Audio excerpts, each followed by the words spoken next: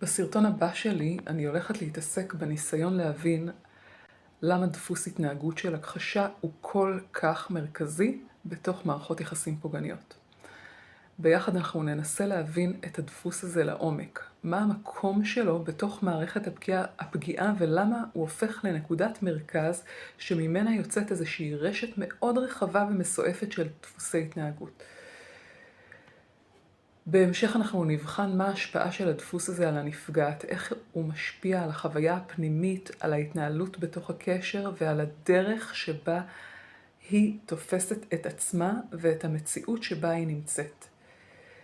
וההמשך של זה